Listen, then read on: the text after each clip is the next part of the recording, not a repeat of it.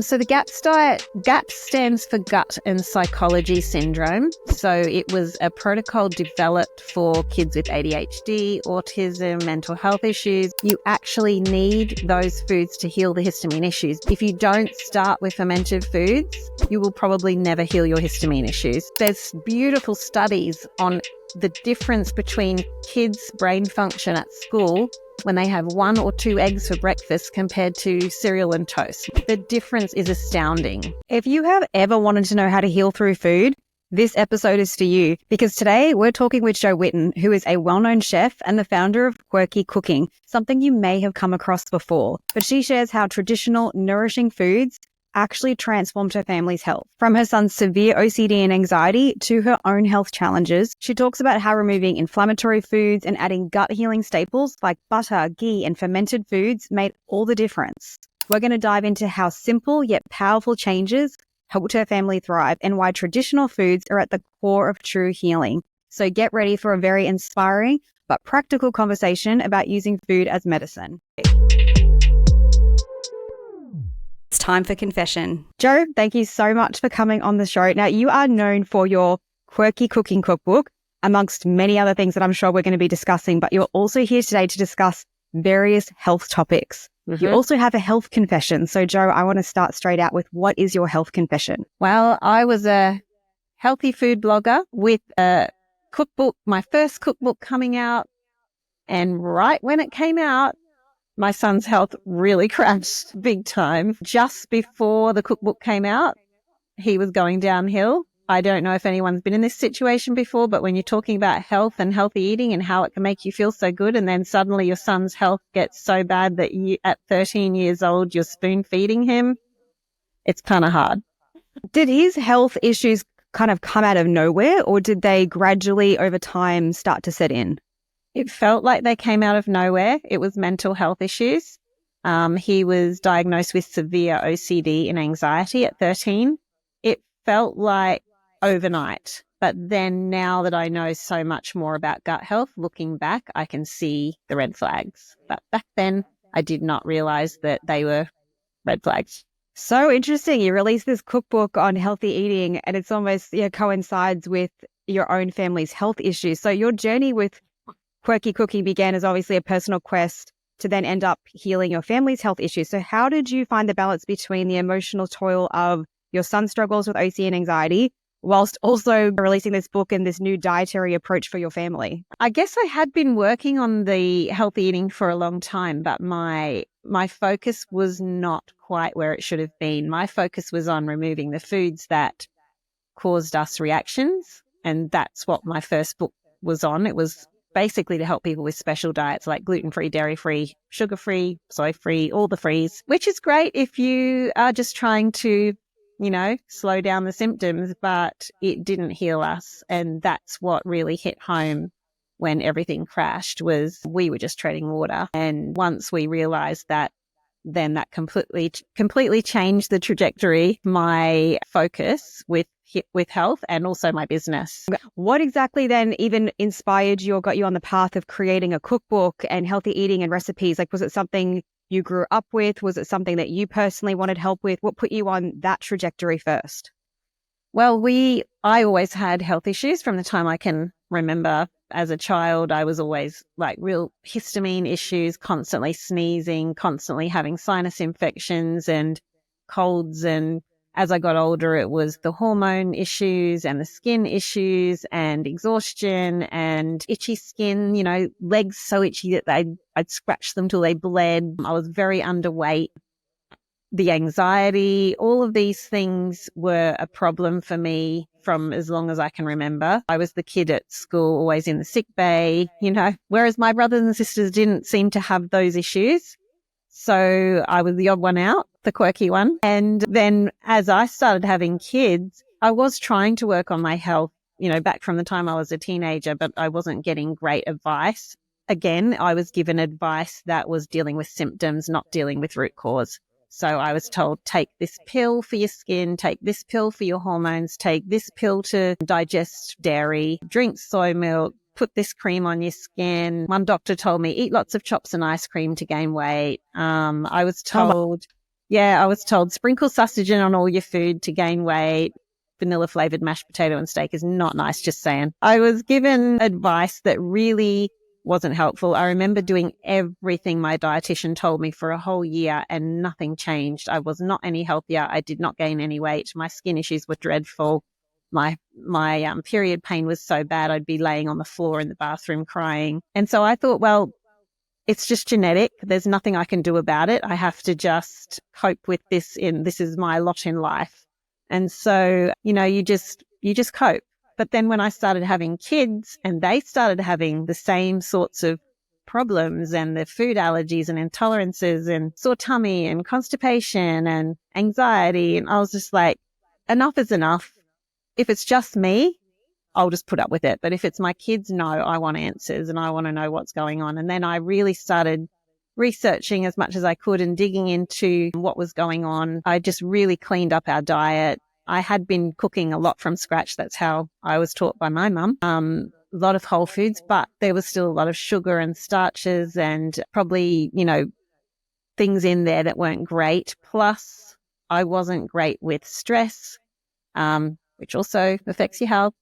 And I had a lot to learn. So when I first started my blog 15 years ago, it was all about just sharing what I was learning as I was learning it, the recipes I was making up to try and, reduce the symptoms in my family. And I found that it did help to eat gluten-free, dairy-free, sugar-free, just a bit of honey and natural sugars. And as much as possible, I tried to do that.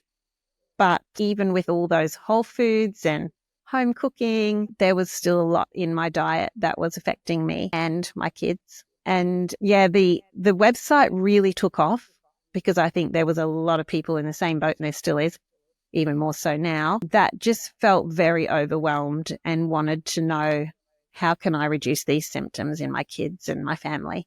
So we were sort of all working it out together, and they asked me, please do a cookbook. We want your recipes in a cookbook. So that's when I started working on the cookbook. At the same time, I was homeschooling, running a business, trying to do all the things. And I think that probably didn't help with my health. And with my kids, as they got older, it's hard to stick to a strict diet. They're not home all the time. They're out with friends. They're sleeping over at kids' places. They're going to parties. They don't want to eat your healthy food. And yeah, things started to go downhill. And I think, when mum's super, super busy with work and everything else, you can't juggle everything and keep all the balls in the air. And I think our diet started to get slack again. So my health cookbook came out, and the diet wasn't as good as it should have been, but it wasn't just that. It was the gut health, which was the root cause, which we had never, ever worked on. And everything crashed. We have so many more studies. Like, it's so fascinating to me, especially I haven't had children yet, but I've heard this previously from a lot of mums where they say they had potentially some health issues. And then once they had children, they noticed the children might have some similar health issues. And then that's when they all of a sudden really start to pay a little bit more attention to what's going on. Now, you've mentioned obviously diet on mental health. I've read your story, really severe OCD and anxiety. How do you see the relationship between food and mental health evolving in a more broader public conversation? What gaps do you still think need to be addressed? And what was the biggest thing that you noticed with your son in terms of his improving his diet? Well, the funny thing is, even though I didn't understand a lot about gut health, whenever I was focusing on foods that are good for gut health, he did improve. So this is looking back to before this all happened, before this all crashed. And sometimes I'd be like, he's so anxious, he's so stressy, and I don't feel well. So let's just take out all the grains. So then I would go grain-free, gluten-free, dairy-free, sugar-free, and I would just focus on whole foods. So mostly meat and veg, nuts and seeds, eggs, fish, a bit of fruit, just really basic, good fats, wholesome foods, traditional wholesome foods. And we'd see our health improving. And then after a couple of weeks, the doubts start to set in. You go, is that just a coincidence? Maybe it was. I'll just start putting the dairy back in because I really miss my butter and cheese and cheesecake. And so slowly it would come back in. And I would find after about 3 days, I would start feeling yuck again, bringing things back in. But I kept thinking, no, it's probably a coincidence. And I'd try it again. And it's like I was up and down like a yo-yo. So I didn't really understand the science behind any of it. I didn't understand what was actually affecting us. And so I was constantly going back and forth with our diet. But once we understood that, once we got the diagnosis of severe OCD, anxiety, I started talking to health professionals and natural health practitioners that I knew, and they all said, you have to work on his gut health. And one lady said to me, all of you need to work on your gut health. And I'm thinking, I don't need to work on my gut health. My gut health's fine. I'll work on my son's gut health. And so we started to look into gut healing diets, and the protocol that we began working through was the GAPS protocol, which I can talk about in a bit. So basically coming back to traditional healing foods that are very easy to digest, taking out the foods that are hard to digest. So the long chain sugars, the starches, taking out the preservatives, additives, colors, flavors, which even if you're eating a healthy diet, it's hard to avoid if you're buying anything from the shop. All the added sugars and added seed oils and added everything that all contributes to inflammation, which we didn't realize, was sneaking into so many things, even yogurts and juices and all sorts of things. And so taking those out of the diet and just very, very simple diet of meat and veg. And like I said, just really basic foods. And we started seeing changes within 2 weeks. It was very quick. My son Isaac was on medication by then because he was not coping at all, and neither were we. Medication as in SSRIs. Yeah. Because he was seeing things, he was having all sorts of, with OCD, you sort of imagine that things are happening or going to happen if you don't do certain things and certain behaviors over and over. And it became it was like he was living in another world and couldn't it's like he couldn't get that his world wasn't real and that these things were not going to happen. It was completely real to him. He wouldn't wear certain colors because he would suffocate. He wouldn't walk certain directions in the kitchen because then someone would die. He couldn't point a knife at me or he was going to kill me. He couldn't put a spoon in his mouth because if it touched his teeth, then he always had this fear of rocks crushing him, and it was like a rock was touching his teeth. He was going to get crushed and he'd throw the spoon and then I'd have to try and feed him. And this is at 13 years old. He was crying all the time. You'd finally get him to sleep and then he'd suddenly sit up in bed and start screaming at 11 o'clock at night and the whole house was awake. It was really rough. And so none of us were coping. So I was like, took him to the doctor and the doctor said, just get him on medication and we'll, get him to the psychologist, all of that kind of thing. And I'm like, look, I don't want him on medication forever. He's only 13. I'm going to work on other things. I'm going to work on gut health. I'm going to work on diet. The doctor was like, but yeah, it made a huge difference very quickly. And within 6 months, the doctor said he's ready to come off medication. It sounds like you did have some professionals, though, that was talking about gut health, because as we know, like even in this day and age, especially when it comes to OCD, anxiety, anything that's a mental health related disorder, the gut health, there's more studies coming out now, but it was quite dismissed or a little bit, on the fringe. It was a little bit on the outskirts in terms of what we could do. You're very fortunate to, I guess, have had some people mention about, gut health, but oh gosh, there are so many things I want to break down with you. So what did it look like? What was he eating prior? Because you mentioned that you cut out, dairy, seed oils, like all these different things, and that you linked that to inflammation. But when this first started happening, like I know there's going to be so many mums that are listening with children that potentially even have the same issues. What did the diet look like before when he had this really severe OCD and anxiety that was occurring? So when I say gluten-free, we still had plenty of starchy, like bought gluten-free flour or homemade. I did both. So a lot of starches, a lot of gums, which I later found out are very difficult for the gut to digest. If you have a damaged gut, your body basically spends so much energy trying to break down these starches and gums and things that it doesn't have the energy to heal. And this is something that that's why we saw change so quick when we took those things out. The body's like, thank you. Now I can heal. We did have, meat and veg and eggs and all of the good foods, but I think there was too much sugars in our diet. There was too much starches. There was there's foods that are sort of quite popular in the health world, used in healthy packet foods and things that when you dig down deep into them, they're actually not that healthy. Things like carrageenan and, the gums and the natural colors and flavors and all that. And so they're sort of like, you go to a health food shop, they're all there. But as part of an actually healing diet, they shouldn't be there.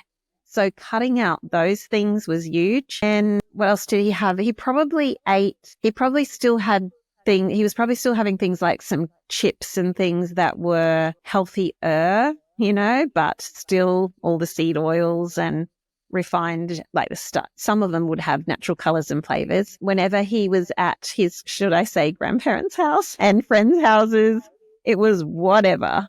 He didn't hold himself back, because at that age, they don't really care. And we did have a lot of, social outings, I guess. And I would say, well, everything in moderation, as long as you're, doing the best you can at home, then whatever happens out of the home, you don't worry too much about. And there's times, if your health is good, you should be able to do a bit of that. But our health wasn't good. So I think that was the straw that broke the camel's back, probably. Yeah.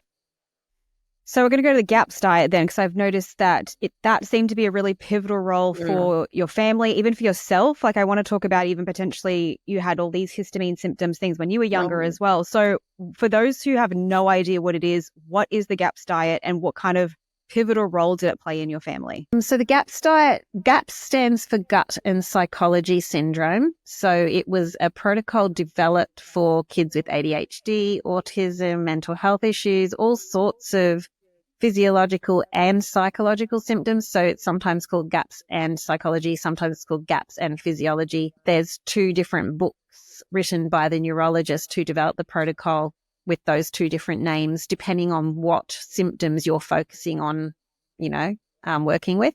But Dr. Natasha Campbell McBride, is the neurologist and nutritionist that developed the protocol for maybe 30 years ago. I'm not sure. She grew up in Russia and was very, very ill as a child, and they thought she was going to die. And they sent her to live with her grandmother in a little village, and her grandmother was all about the traditional foods. So she got her having the meat stocks and broths and the soft cooked meats and veggies and slow cooked meals and the fermented dairy and the fermented milk and butter and ghee and all these traditional foods, sauerkraut and a lot of fermented foods, because that's how they, preserved foods, and a lot of very nourishing soups and stews and just very basic foods. And she healed, and it was really amazing for her family because they honestly thought that they had sent her there to die. She learnt from her grandmother and from her studies about traditional healing foods throughout other cultures, and also looking at the SCD diet and different protocols that have been used for healing. And she put together the GAPS protocol mainly for her son, who was autistic, and she just wanted to really help him to have the best life that he could. His symptoms started disappearing. He started getting healthier and being able to go to uni, and he just did so well. And so she started using this protocol in her clinic with her clients, with her neurology clinic, and started seeing huge changes there. And over the years, she's found, as a general ratio, society has gotten sicker and sicker and sicker. And she's found that she's had to adjust the protocol for really, really unwell people who can't handle a lot of fruit and vegetables because they react to them. And so over time, the protocol's changed a bit, but basically it's traditional healing foods. And when I read about it and read some of the book and started to understand the premises behind it, I just thought it made so much sense. Foods that human beings have thrived on for thousands of years, rather than stuff that's made in a laboratory. We don't know what long-term effects they have. We do know the long-term effects of traditional healing foods, and we know that they work. But in our Western society, we want to go for science and we want to go for new things. convenience and, what makes us a lot of money. And we kind of push aside the traditional stuff. And I'm like, no, we're going back to that. And it just made so much sense to me. So yeah, that's what we did. And that's what worked so quickly. I mean, Isaac's story in particular is very inspiring, particularly the rapid recovery and that transition back to daily life. Like, as you said, 6 months in and even coming off medication. Besides, I should say he didn't come off medication at 6 months. The doctor said he was ready to, but he was scared to. So we left it another few months. So it was about a year. But yeah, so that was when he was 14. He came off medication. He's now 22. He's never been back on. Still, it's pretty incredible. It's definitely a beautiful success story. Besides the diet, what other factors, if any, do you believe might have contributed to him healing? Definitely there were other factors. We made sure that we spent a lot of time outdoors in nature. And we always had, but one of the things that I think began his downward spiral was a lot of screen time. I was never happy about the computer games. My husband allowed them to have computer games. And I'm the traditional homeschooling mum that's like, get outside, nature play, all that kind of stuff. And my husband's like, they can have computer games. And I was like, ah. And it became this addiction. And one day he came to me before he crashed, he came to me, he said, Mum, I am so addicted to Minecraft that I cannot stop thinking about it. You only let me play it for this part of the day. I cannot stop thinking about it all day. I dream about it at night. I think I'd better stop. And I said, well, that sounds like a good idea to me. He stopped Minecraft and computer games. And the next day was when he crashed. And it was like, with OCD, you've got to have something to obsess about. And that was what he was obsessing about. And as soon as that was taken away, everything fell apart. But I feel like that constant being on the computer and staring at screens and focusing on, the constant, feedback and lights, and it really does affect kids' brains, especially growing brains. So one of the things we did was low lights at night, no screens at night, getting outdoors as much as possible during the day, a lot of sunlight, a lot of they were doing some sports. They were doing, whenever I found my other son also had trouble with anxiety. So whenever one or the other or both was struggling, I'd say, right, let's go for a walk. And the good thing about homeschooling is we could just drop the work, walk out the door. We live in the country.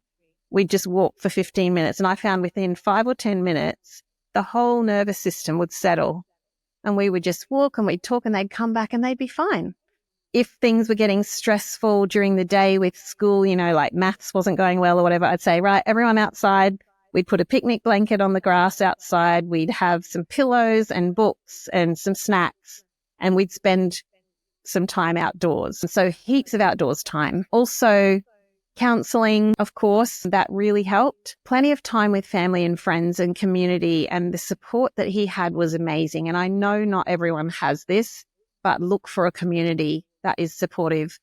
At first, his friends were like, weirded out by the diet and by the changes. But once they understood why, they were so supportive. And he had friends, like he'd go to spend the night at his friend's place, and they would make sure they had food that he could eat. They'd help him cook it. He had those kind of friendships, and mum and dad were across the road helping. And yeah, I think there's so much more to it than just the food, but the food can be the tipping point. Absolutely. It's interesting when you said the low light. My husband and I use red lights from about 5 o'clock onwards, and my neighbors think we are so bizarre because you can see a window in the main road into our property, and there's this gigantic red light all through our house. What about, you mentioned a couple of things here that I almost want to deep dive into. There's stress. You've talked about inflammation, but what component of stress do you feel has an impact on our gut health? If you have a stressful situation, it will change your gut microbiome within 10 minutes. Stress is huge. Yeah. Stress is huge for gut health. If you know anyone that has Crohn's disease or colitis or that kind of thing, you ask them what happens when you get really stressed. It flares. Your gut health is so affected by stress, and the other way as well. If you have something that affects your gut health, you will be more stressed. So it's like a vicious circle, and it's like a downward spiral. If you're constantly rushing, constantly busy, constantly putting so much into your day that you don't have time to just sit outside with your feet in the grass and a cup of tea, staring at the trees and listening to the birds. If you don't have time in your day for that, at least 5 or 10 minutes, if you don't have time to enjoy your morning and have a cuppa and maybe do some journaling, or at least get up 10 minutes before the kids, or find some time for yourself during the day, your stress levels are so high, so constant, that you can't help but affect your gut health. I thought my stress levels were good. I had times where I've been very, very stressed, but as a general rule, so another health confession here, after working through all this for a while, hormonal issues really got worse. So that was obviously something that started back in my teenage years, or maybe before. When I got to sort of premenopausal age, that got really bad. So I was working with a hormone specialist, and she said to me, first thing we want to look at is stress. What's your stress levels like? I'm like, I'm not stressed. I love my work. I love homeschooling. I love living where I do. I love being able to travel all the time because I travel a lot with my work. And she's like, okay, let me rephrase this. Do you feel like you're always busy and always rushing and always, I'm like, yes. She goes, that's stress. I'm like, oh, okay. I'm stressed then because I'm always rushing. And it's like I would have nightmares the night before I traveled, thinking I'm going to miss the plane. I would be forgetting things constantly. The kids are always like, Mom, you forgot this appointment again, or whatever, because I've got too much in my head, and I've had to learn to slow my life down. That was another thing that we did when we all started GAPS, was slow everything down. For a month, we basically said no to everything and just slowed everything down. So we were only doing sports once a week, and we were only going somewhere rarely. We slowed things down, and just learning to calm the nervous system and have time out each day in nature and with quiet, not earphones in, music blaring or a podcast going, just go for a walk in quiet. Sit outside, just enjoy nature. That was huge for me. And my anxiety levels are so much lower than they used to be. Something I personally myself had to learn, slow down. It was, even though I had to go to therapy around I was a rushy person, just rush. Everything was always busy. And I didn't realize how jacked up my nervous system was. And as you said, how it impacts especially women's health, hormones, and this cascade of inflammation. It's a whole big cycle with cortisol as well. So slowing down, oh my goodness. And I'm still, working on it today. I can tend to get stuck with it, but I've noticed that was a really big piece for me as well. I even heard there was a study on bird songs, how beneficial listening to the birds are, because it's actually telling your body that you're no longer in fight or flight. If the birds are singing, it means there's no danger. And our primitive brain actually goes, I can relax because the birds are singing, there's no danger around. So I even found that absolutely fascinating. Another one I heard recently was the smell of flowers. I have not heard that. That one is another one they've studied. Like if you're smelling flowers, it actually calms your nervous system. Get out in the garden. And then there's the microbiome in the soil that's so good. Like gardening. I love gardening. So it's so simple, but for some reason with the day and age we have, it seems like it's very difficult to now go back to what seemed so simple. So what was the biggest, even if it was simple, but what was the biggest change that you found? Obviously the diet was huge for your entire family, but what other sort of things might have ended up occurring? You said been outside, in the garden, all of those different things, but how did you make that transition so it was sustainable and simple? I think it helped that we homeschooled, but I know people who don't homeschool also make this transition. One thing I would say, if people have kids and feel like they're rushing constantly, don't feel like you have to fill every afternoon with an after-school activity. They don't have to do dancing and tennis and karate and art and craft. And you're not a bad parent if they just come home after school and play in the backyard and climb trees and ride bikes. You're not a bad parent. You're a good parent. That's a good thing. kids will learn the things as long as you teach them a love for learning and you give them opportunities to follow their passions. They will go in the direction they're meant to go. They don't have to do every single activity. And for parents who are rushing around trying to run to all these activities and then they're not getting home until 6 or 7 at night, and then they've got to make dinner, and then they've got to try and get everyone calmed down enough to go to bed, you're never going to get that nervous system calmed down. You're never going to have those nights where you just chill. You know, it's so important to have, if possible, have a early dinner with small kids especially. Have an early dinner when there's still light outside. It helps you digest your food better. Sit outside if you can to eat dinner or on the back veranda or something. And then have the low lights, have quiet creative activities like maybe drawing, colouring, Play-Doh, Lego, you know, those reading, those kind of things in the evening.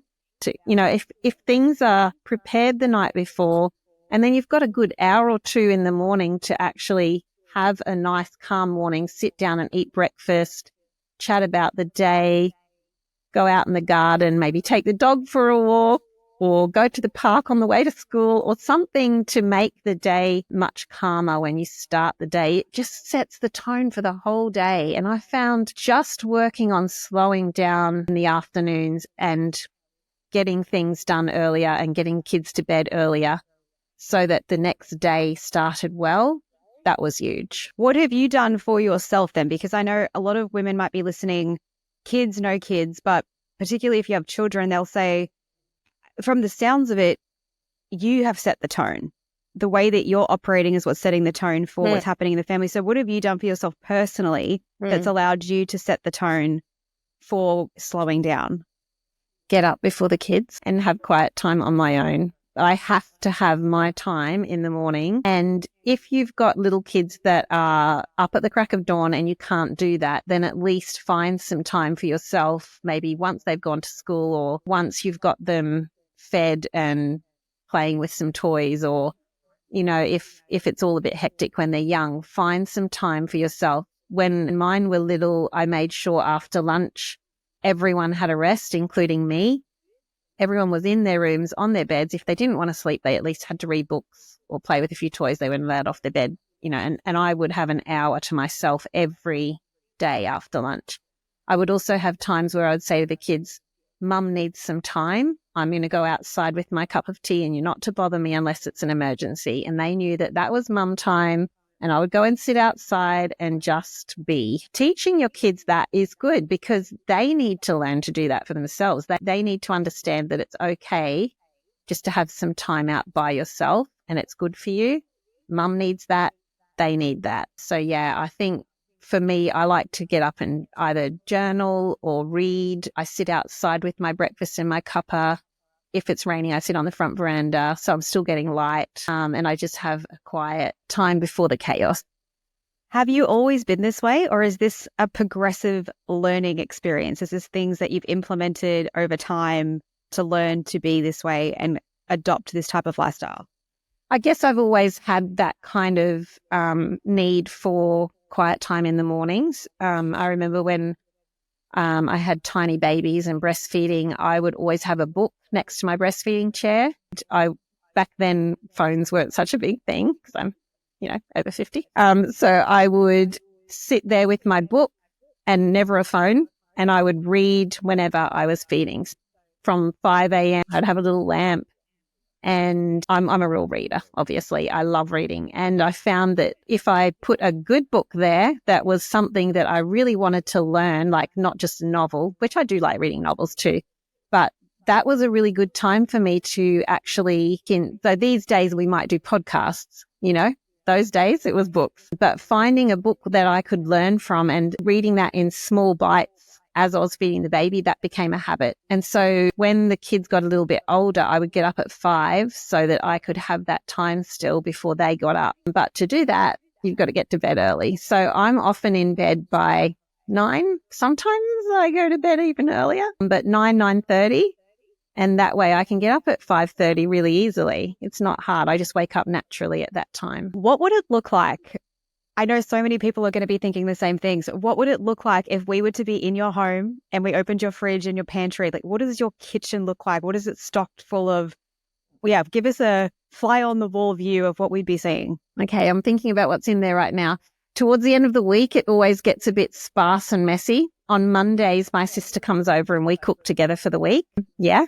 So I pay her to help me in the kitchen. She's amazing. And so I have meals prepped for a few days, both in the fridge and in the freezer. By the end of the week, there's usually just a couple of bits and pieces left, but I always have stock. So a short cooked stock like chicken stock generally, and often some poached chicken in that, or chicken that I can use to roast after I make the stock. So wings or legs or things like that. I always have plenty of cheese. I love cheese. Now that I can eat dairy, before we did the gut healing protocol, I couldn't eat any dairy. You mentioned histamine. You have had some itchy skin, histamine issues. So many women, including the clients I work with, have histamine issues. What's the biggest thing you've done? Do you think it was the diet in terms of healing some of those histamine issues? Because obviously people say histamine, avoid fermented foods, soy, all these sorts of things. It's going to release more histamine. So this GAPS diet was something that really helped you to be able to eventually start eating cheese again. And a lot of people look at GAPS and go, oh, but there's high histamine foods, there's stocks and there's fermented foods. You actually need those foods to heal the histamine issues, but you do it, think of it a bit like homeopathy. You've got that tiny amount that you bring in that helps to heal. So with fermented foods, some people that are really, really sensitive may only cope with 1 drop of sauerkraut juice in a glass of water. And some people can drink half the glass of water, but you have to start slow, but you have to start. If you don't start with fermented foods, you will probably never heal your histamine issues. Same with meat stocks. You've got to have short cooked meat stocks. I'm not talking about long cooked broths. That was one mistake we made at the start of our journey. The long cooked broths have high histamines. If you cook a short cooked stock, so the chicken's only simmering for 2 hours, then straight away pour it into small dishes or ice cube trays, get it in the freezer, take out only what you need for a meal. That's low histamine. If you cook it a long time and leave it in the fridge for days, it's high histamine. With fermenting, if you ferment anaerobically, so in a traditional crock with the water moat, so the air can't get in, or in a airlock jar with, like the brewing airlock, so that the oxygen can't get in, but the carbon dioxide can get out.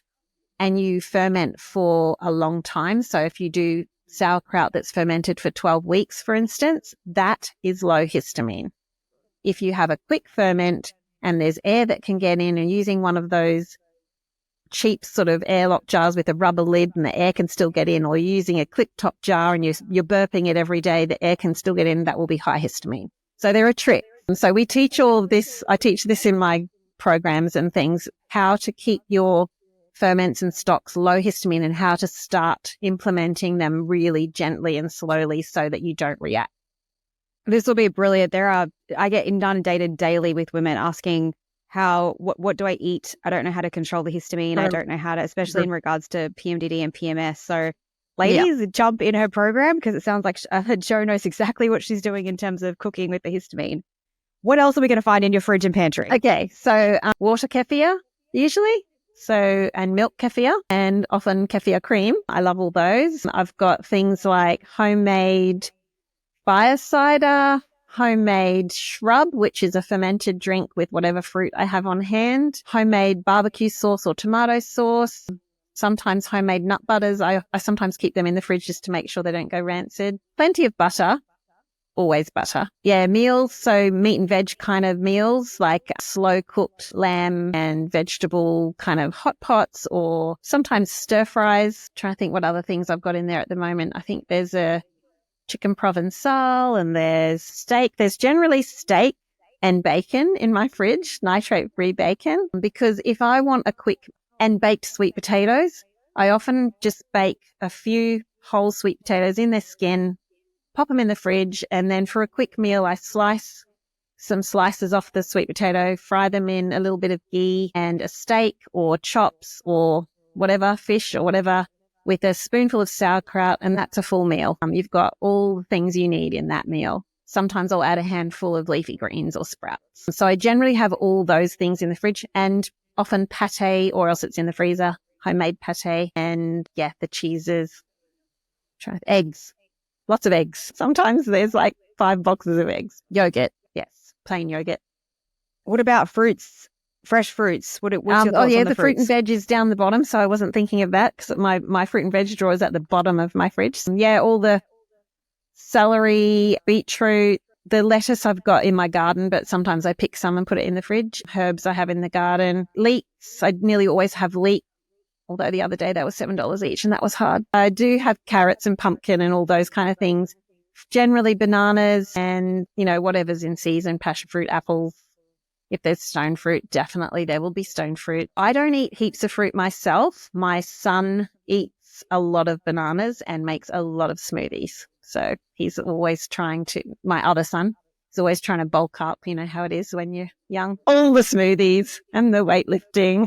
My husband's still doing it now and he's nearly 40. So I know your cookbooks are bestsellers and they obviously resonate with families. I've heard many families talk about your cookbooks. What do you think it is about your approach and the recipes that you've created that connect so deeply with your audience? But then also, how do you stay so true to your roots while also evolving your content and your recipes and your approach to cooking? I'm pretty real I am very real with the way that I eat and cook. I often just share what I'm doing on my Instagram and Facebook stories as I cook.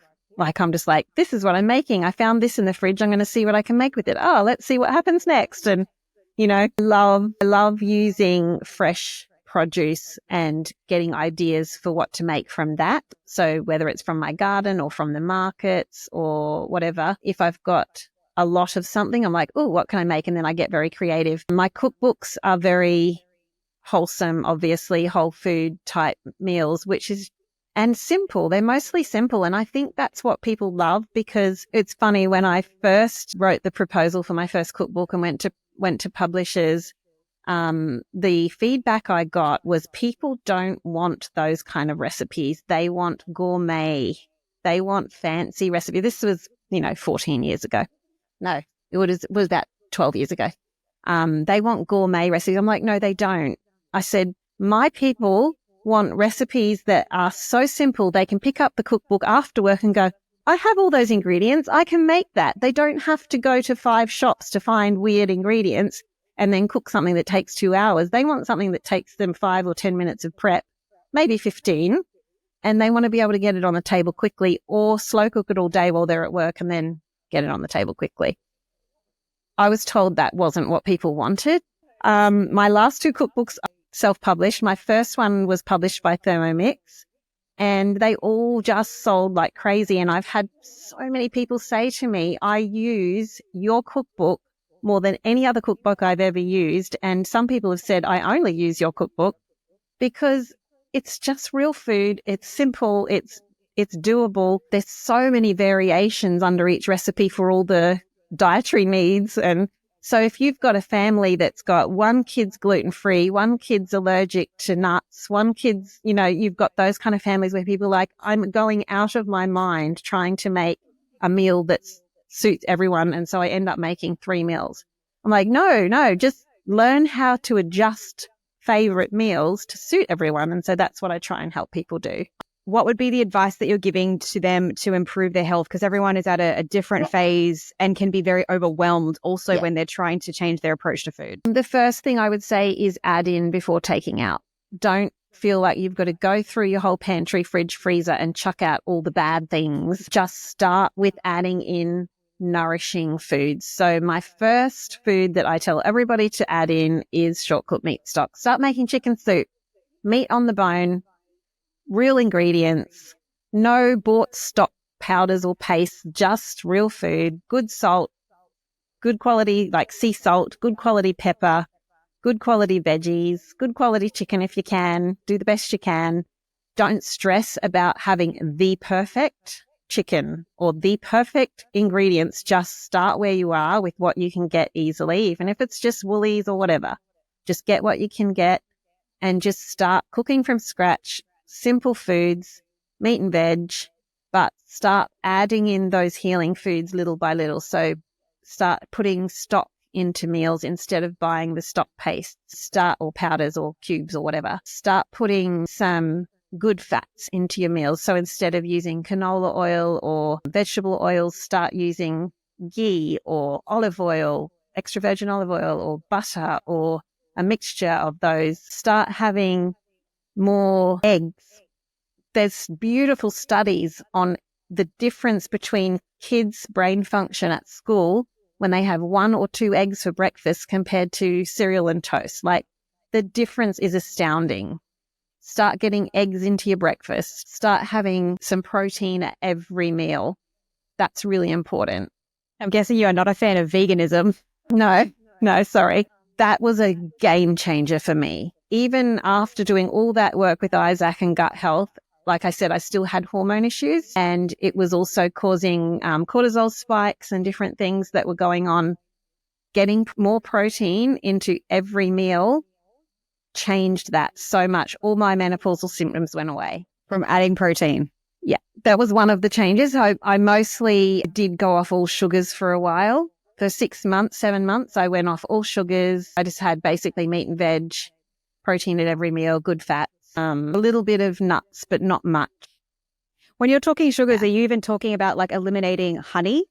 I did for 6 months because I was on a special protocol. I actually had 2 infected root canals. Man, I've been through everything. We've been through mold illness. You just name it, I'll talk about it. Yeah, so I had 2 infected root canals and high metals. So I was detoxing metals, and protein is really important for detoxing.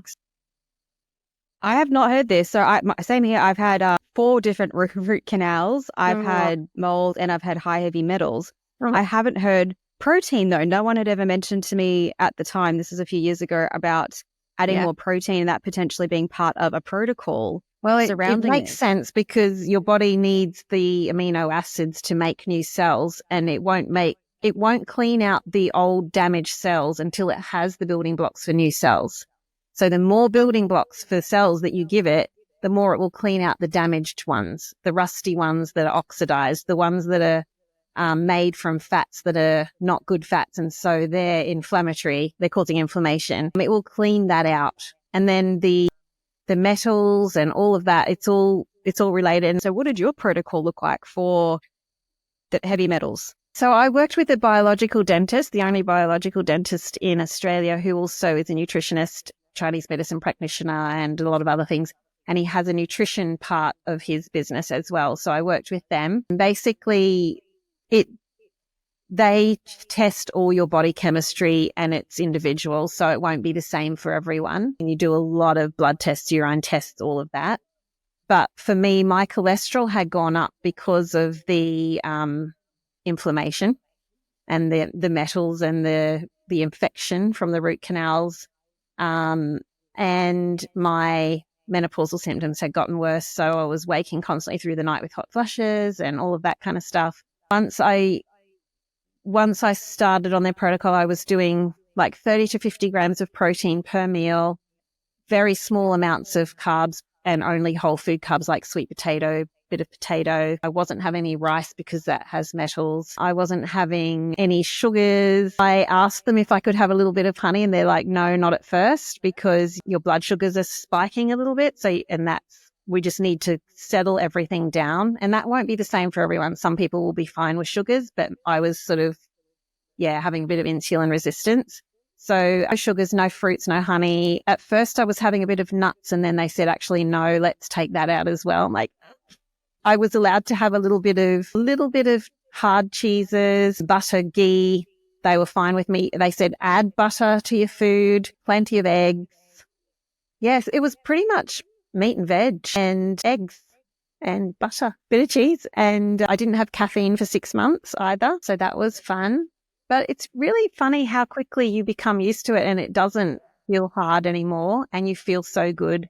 My energy levels were great. All the hot flushes went away. Yeah, I just felt so good on that diet. I've done all the things, the keto diets, everything, but it's a really common question that I get from women that say, oh, but how long do I have to do this for? And it's funny because as you said, I've been doing this for years now. My diet slowly evolved over time because I felt so much better and the energy levels that you had, and it just all of a sudden became a new normal that you no longer I do not crave any of the types of food that I used to crave many, many years ago. So it is interesting because I do find if people give it enough time your body, the chemistry really starts to change. The gut microbiome starts to change and the cravings start to change and it becomes just easy. I just find it easy. For me, it's just a different lifestyle now that it's just the new normal and it isn't hard. It doesn't become hard. What would you say the people that there's two questions I know they're going to have is, I don't have the budget to eat like this. What do I do? What would you say to the people that are like, this is too expensive. I can't eat like this. I have no idea how to change the way I eat. I help people with this a lot because it's funny, when I was eating all the starchy foods years ago, I had to eat every couple of hours. I needed breakfast the minute I got up in the morning. I was starving. And then by 9:30, I was starving again. And so I would have breakfast, morning tea, lunch, afternoon tea, dinner, and supper before bed. When you start eating a high protein, higher fat, like not too high, but moderate fat, lower carb kind of diet with all the things you need, you honestly don't eat as much because you're not that hungry. I'll have a good breakfast and then I'm not hungry till 1:00. And then I'll go home from the office and have a good lunch, come back to the office, and then I'm not hungry again till dinner time. And sometimes I just have a small dinner because I'm really not that hungry. And then my dessert is often just a cup of tea with a bit of honey in it. I don't like, now and then I have snacks just because they're there and it's fun, but it's not something I'm hungry for. So I actually save money on food in that way. I don't need to eat as much. I also buy in bulk.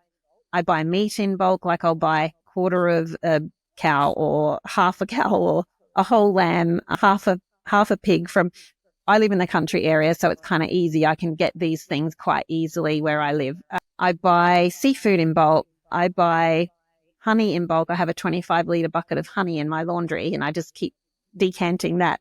$10 to $15 a kilo. I buy oils. I buy like a olive oil tin instead of small bottles. I buy nuts and seeds in 3 to 5 kilo bags or boxes and keep them in my freezer so that they don't go rancid.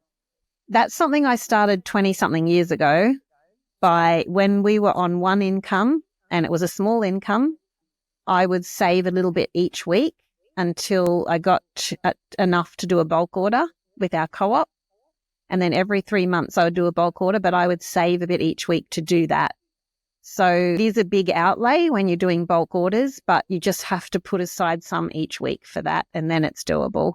And then you save so much in the long run. Like if you go and buy all those little packets of nuts and seeds and, little bottles of raw honey and, packet of grass-fed steak can be $40 or, it can be very expensive. But when you're doing the bulk ordering, the bulk buying, it just brings down the price per kilo so much. What about those that say this is so overwhelming, but their mental health is struggling, or they have a child or themselves and they're really struggling? What do you say to those that are like, this is too hard and it's too overwhelming, I can't do this, but they need to know the importance of how that gut health really impacts the way that they're thinking? Pick one thing and work on that. Don't try and do everything at once. If the most important thing for you is reducing stress, then just first work on slowing down. Work on getting some time to yourself each day. If you're having skin breakouts and rashes and hormone issues and all these things and that's driving you crazy, then start with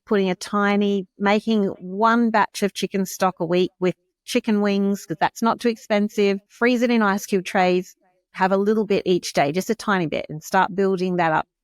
Pick one thing to work on and work on that for a good amount of time, and don't give up by Wednesday as we do. So actually stick to one thing, and then you may be able to make those small changes. If you go, right, I'm cleaning out all my fridge and freezer and I'm starting over and I'm going to start this schedule and I'm going to start this routine and I'm going to get up at this time. It'll probably last a week. Yeah, just pick one thing and work on that. And then it's like the snowball analogy. You do one thing and then the snowball grows bigger and bigger and goes faster and faster over time, but you've just got to start small. Totally agree with you. Momentum. If you try and do everything overnight, it's just not sustainable.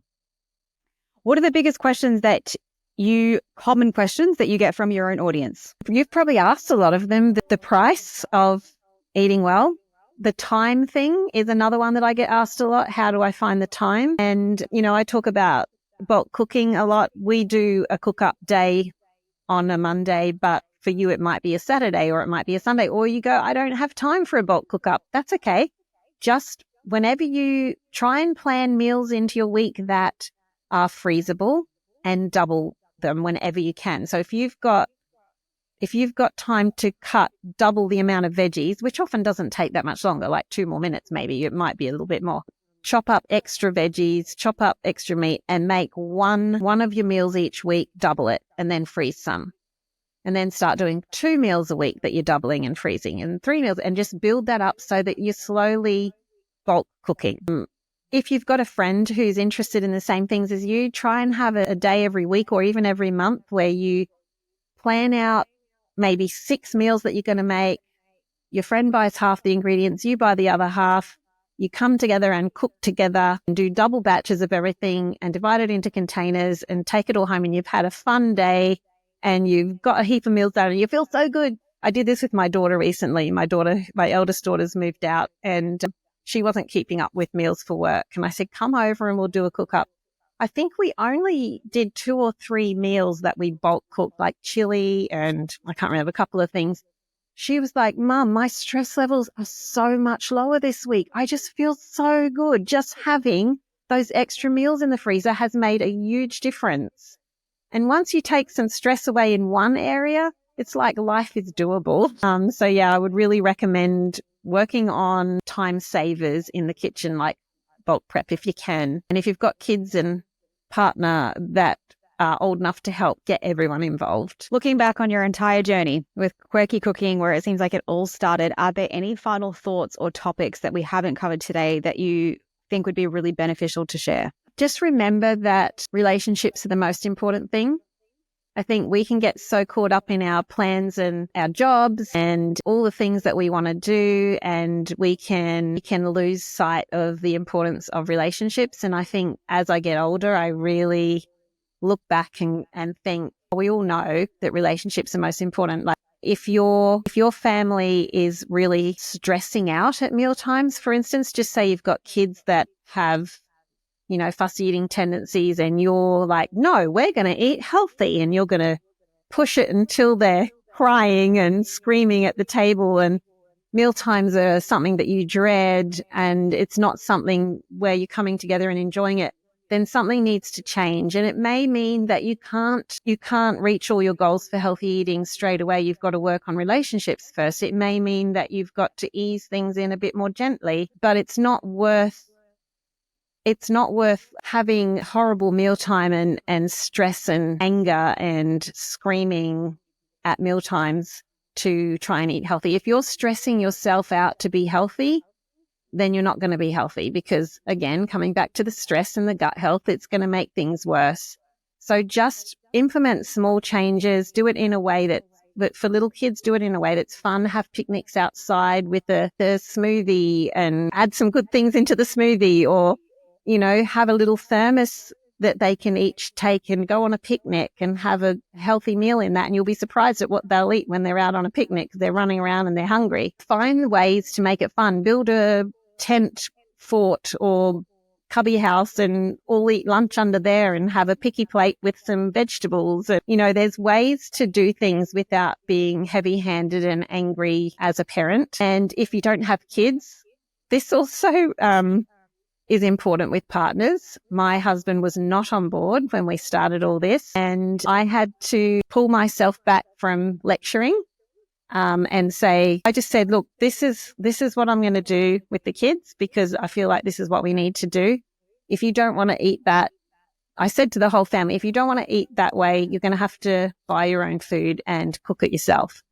And so my husband would go and buy things like bread and muesli bars and cereal and stuff. And he had his own cupboard, and that's where it went. And I would say to the kids, this is Dad's cupboard. You're not to touch it. But I think because I didn't hassle him and I just left it, within not too long, he was just eating like us and he stopped buying all his stuff. But if I would have pushed that, human nature, you can't tell me what to do. And if you've got older kids, same thing. You've got to model it for them and show them how it works and how it's making you feel, answer their questions, and talk about it when you can without bashing them over the head with the health changes that you think that they should be making. It's sort of walking a fine line. But yeah, I think it's important to just keep the relationships in mind, that is the most important thing. Absolutely. That's a really great point that I don't think many people actually think about. If your body is stressed out and it's in fight or flight, your digestion doesn't work anyway. It's Exactly. in survival mode. So You're by wasting being all that relaxed, organic food. exactly. So by being calm and relaxed and really enjoying the food with your own family or friends or environment actually would make a gigantic difference in how that food is being digested. Exactly. Jo, thank you so much for coming on the show. I think your family is walking proof that food truly heals. It is. It has the ability to heal, like your son's story. Again, it's very inspiring and it's very interesting to have watched that transition. But again, accolades to you for being the pillar in your family that has provided this. And the work that you're doing, it's very important. The recipes that you're sharing, your education around food, all those things I think are really important, especially in this day and age. So thank you so much for coming on. I really appreciate you sharing all of the knowledge. Really, really enjoyed it and I really appreciate it. Thank you for having me.